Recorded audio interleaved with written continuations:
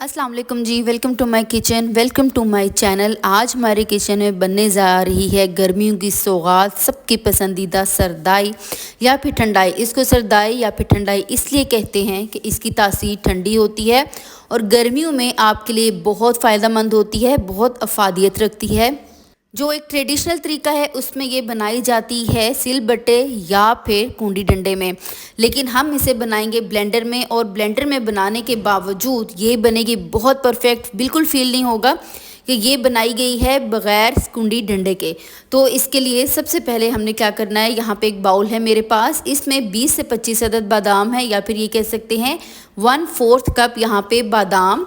खसखस इसमें मौजूद है जी 5 टेबलस्पून, और 3 टेबलस्पून यहाँ पे हैं 4 मगज़, 1/4 टीस्पून इसमें सौंफ और 5 दाने हैं इसमें काली मिर्च के।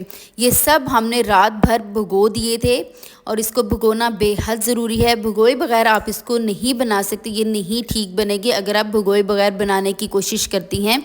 इसमें मैंने हरी इलायची भी रात को इसके साथ ही भिगो दी थी, और हरी इलायची मैंने 5 अदद इसमें डाली हैं। इस तरह से आपने इसको रात भर भिगोना है और फिर सुबह इसको रेडी करना है। बहुत ज़्यादा पानी इसमें आपने नहीं डालना है, कम पानी डालिएगा, ज़्यादा पानी हरगिज़ नहीं डालना, वरना आपकी ये ठंडाई या फिर सरदाई ठीक नहीं बनेगी। इसके साथ हमने इसमें शामिल करनी है चीनी।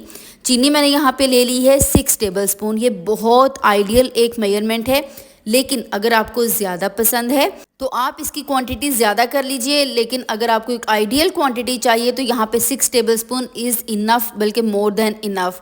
अब हमने यहाँ पे ले लिया है जी ब्लेंडर। मैंने आपको बताया कि सरदाई बनाई जाती है एक ऑथेंटिक और ओरिजिनल जो तरीका है, जो सदियों से चला आ रहा है, ज़माने से चला आ रहा है, वो है जी कूंडी डंडे की। लेकिन अब ज़माना हो गया है जदीद, तो हम वो तरीके ढूंढते हैं जिनसे ये जो हम तरीके हैं वही वाली अफादियत हमें मिले हर चीज़ की, और थोड़ा सा तरीका डिफरेंट हो जाए। तो हमने यहाँ पे ले लिया है ब्लेंडर। इसमें वही तासीर होगी सरदाई की जो आपको दूसरे तरीके से मिलती है। पानी मैंने एक्स्ट्रा नहीं डाला, यही पानी है जिसमें भिगोया था। पानी आपने ज़्यादा नहीं करना है, बस इतना पानी होना चाहिए कि ये इसमें अच्छे से डूब जाएं, अच्छे से डिप हो जाएं। बहुत ज़्यादा पानी नहीं होना चाहिए, अगर पानी ज़्यादा होगा तो आपकी ठंडाई ठीक नहीं बनेगी। अब आपने इसको ब्लेंड करना है इतनी देर कि इसका एक क्रीमी सा टेक्सचर बन जाए।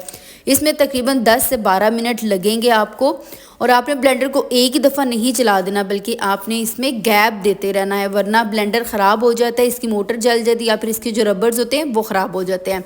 इसलिए आप 2-2 मिनट के बाद या फिर 1-1 मिनट के बाद इसे क्या करें, गैप दें और फिर चलाएं। यहाँ पे देखें पिस चुके और यहाँ पे इसका क्रीमी सा टेक्सचर हो चुका है।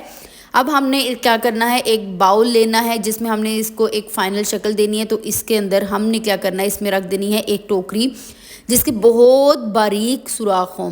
मोटे सुराख होंगे तो ठीक नहीं होगा। अब आपने इसमें ठंडा ठंडा पानी डालना है, और ये देखें यहाँ पे ये टेक्सचर है सारे का सारा जो हमने इसका एक पेस्ट बनाया है इसको आप चाहें तो दूध में भी बना सकते हैं, आप चाहें तो इसमें थोड़ा सा रूह अफ़ज़ा भी शामिल कर सकती हैं, ये आपकी मर्ज़ी होती है। लेकिन हम इसे पानी में ही बनाएंगे। पानी के साथ ही इसकी अफादियत, इसका जायका, इसकी खूबसूरती बेमिसाल होगी, बहुत अच्छा ये आपको लगेगा।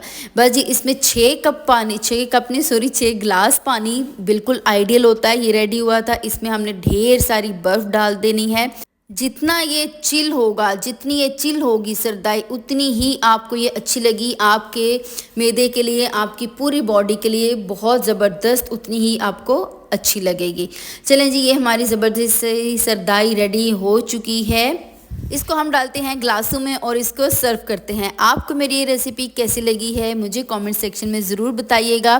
चैनल को अगर आपने अभी तक सब्सक्राइब नहीं किया तो आपसे मेरी रिक्वेस्ट है, मेरी बहुत ज़्यादा अज़ाना आपसे रिक्वेस्ट है कि प्लीज़ चैनल को ज़रूर सब्सक्राइब कर दीजिएगा। लाइक करना हरगिज़ नहीं भूलिएगा, शेयर भी ज़रूर कीजिएगा, क्योंकि हर रेसिपी, हर वीडियो बहुत ज़्यादा मेहनत से बनती है। चंद मिनट की वीडियो होती है, लेकिन आप तक जब ये पहुँचती है तो उसमें बहुत सारी मेहनत हुई होती है हर लिहाज से। अब लेके जाते हैं अब्बू के पास, अब्बू जी से पूछेंगे कि उनको कैसी लगी है ये। कैसी बनी अब्बू? ज़बरदस्त, माशाल्लाह माशाल्लाह। तो ये था मेरे अब्बू का रिव्यू। मिलेंगे एक नई वीडियो, एक नई रेसिपी के साथ। अल्लाह हाफिज़। अल्लाह ने के बान और अपने प्यारों का रखिए ढेर सारा, बहुत सारा ख्याल।